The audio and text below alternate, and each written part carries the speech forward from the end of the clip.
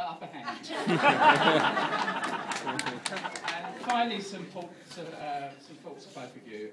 Love does not consist of gazing at each other, but in looking in the same direction. A successful marriage requires falling in love many times, always with the same person. Success in marriage does not come merely through finding the right mate, but through being the right mate. Treat each other as you would your dog. I don't mean sort of clean up the mess after each other, but make a fuss of each other, feed each other well, and let each other off the lead now and again. But marriage will bring you closer together and you will learn to grow together. Remember, Sophie, husbands are like bananas. The older they get, the less firm they are.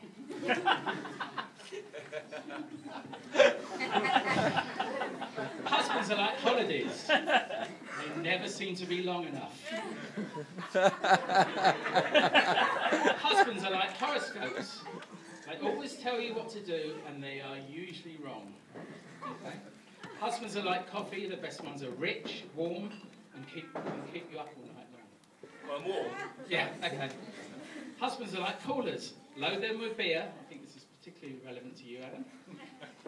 And you can take them anyway. And husbands are like lava lamps. Fun to look at, but not always very bright. So, Sophie, if you want something from Adam, just ask for it. Don't forget he is now a husband, and hints just don't work. It's a thoughts on that for Adam. Wives are made to be loved, not understood. A husband's last words should also always be, okay, buy it. A foolish man tells his wife to stop talking, but a wise man tells her that her mouth is extremely beautiful when her lips are closed. Watch your chatter, Adams. I know you're good at this.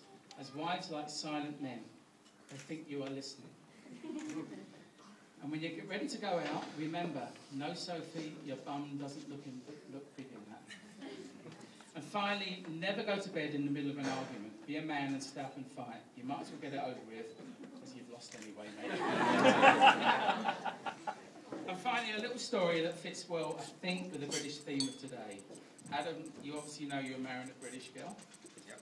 They're not to be messed with. I remember a story about 3 guys in a bar who were bragging about how they had given their wives household duties. The first man had married a woman from Australia, which is quite appropriate. It's one of your trip destinations. Okay, I'm going to try and do an Australian accent here. It'll probably sound South African, but anyway. He bragged that he told his Sheila that she was to do all the washing up, all the laundry, all the dusting and cleaning in the house. He said that on the first day he didn't see anything, but on the second day he came home to see a clean house. He saw the dishes were done, all washed up and put away, and the laundry had been done too. The second man had married a woman from New Zealand, another of your destinations. He bragged that he'd given his wahine, which is a New Zealand wife apparently, orders that she was to do all the cleaning, all the washing up and the cooking. He told them that on the first day he did not see any results, but the next day he could see it was better. By the third day he saw that his house was clean, the dishes were done, and he had a huge dinner on the table. The third man had married a British girl. Yes! He boasted that he told his wife that her duties were to keep the house clean, the dishes washed, the lawn mowed, the laundry done, and hot meals on the table for every meal. He said that on the first day he did not see anything, the second day he did not see anything, on the third day he still couldn't see anything, but on the fourth day he could see a little, because most of the swelling had gone down in his left arm.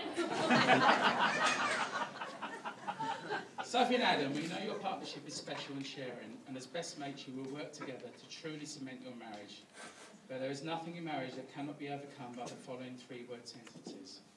I was wrong, you were right, I love you. So finally, ladies and gentlemen, can I propose a toast to Sophie and Adam, our wonderful daughter and our wonderful new son-in-law. May be happy forever and always in love. Bride and groom.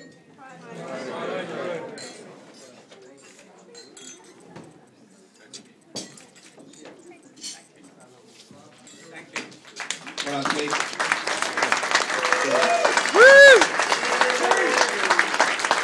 Now, ladies and gentlemen, it's Adam, the groom. Thank you. Okay, I wrote my speech about 9 months ago, so with a bit of practice, I'm going to try and do a bit sort of from memory and do a bit from reading, so if I lose a few bits, I'll refer. Obviously, as I'm very shy, this may take a while. As you all know, I don't like speaking in public. Ladies and gentlemen, on behalf of my wife and I, I'd like to thank you for all coming to our wedding today. We both truly hope that everyone's enjoying themselves and having a good old-fashioned British knees up. It's great to see so many of our family and friends, and I can honestly say it wouldn't have been the same without you. Just maybe a touch cheaper. So thank you all for choosing to share today with both Sophie and I. We're delighted and touched to see so many of you here. When I asked Sophie to marry me, as Keith mentioned, I did the honourable thing and asked both her dad Keith and stepdad Barry for Sophie's hand in marriage. I remember they both replied, "How much money you got in the bank?" So I'd like to start off by thanking Barry and Keith, my new fathers-in-laws. And thanks for your kind words and introduction just now, Keith. You can be more warmer packed anytime. Now, I've been told that this is usually one of the only times in a married man's life when he can be in the company of his wife and his mother-in-law and not be interrupted.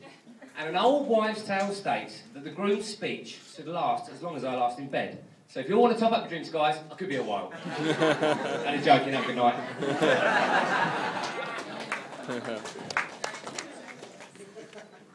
Okay, now I know you're all thinking, but I'd like to reassure you that I'm not going to stand here and give you a load of old-style wedding jokes.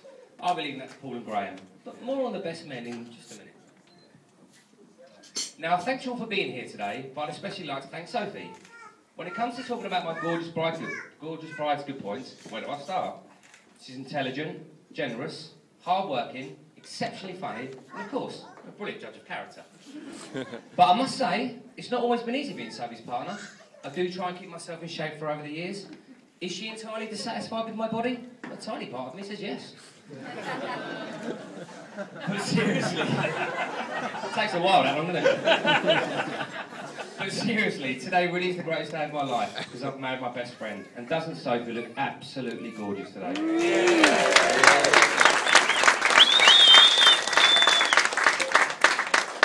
The rumours you hear are all true. Sophie and I met in Kingston's top nightclub, Oceana. Many of my mates who are kind of congregated over there will remember on that night, that after impressing Sophie with my repertoire of cigarette tricks, killer dance moves and backflips, a kiss was imminent. I remember I ushered Sophie away from her friends and found myself in between the fire exit and cigarette machine. I remember thinking, what a great place for a first kiss. Anyway, believe it or not, after a few days I started playing it cool. Really cool. This backfired massively. As one day Sophie said to me, "Look, Adam, if this isn't going anywhere, then I'm off to Ibiza to work as a dancer." And off she went. I couldn't believe it. Anyway, 3 months later she was back, and the rest is the latest history. And now it was time to meet her parents. Picture the scene. A freezing cold, wet September in 2004, and I'm standing outside Sophie's mum and Barry's house. I walk up to the door, ring the doorbell. Sophie answers. I sheepishly walked in, nervously looking around the house at pictures of ex-boyfriends. There was one on Sophie's mum's dartboard. I ignored it. Then Sophie chirps up and says, "Oh, my mum's upstairs, come and meet her." So step by step, I nervously walked upstairs to be confronted by Sophie's mum, Jackie. She looked at me, looked away, looked back and said, "Huh? So you're the bloke who made my daughter move to Ibiza?" Can you imagine my fear? Jokes aside, I'm extremely grateful to Sophie's parents. They brought up a beautiful, strong, intelligent and independent daughter who is now my amazing wife. You've always made me feel welcome and part of the family, so thank you Jackie and Barry and Keith and Claire.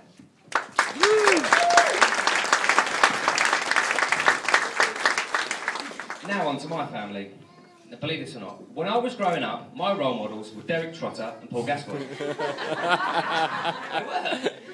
Derek Trotter and Paul Gascoigne, as I thought I had everything. What I didn't realise is that, well, I already had everything.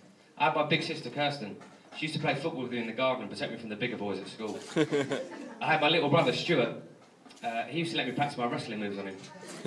And I had my parents who always used to travel around the county to stand on the sidelines and watch me play football week in, week out in the freezing cold rain, snow and sleet. My mum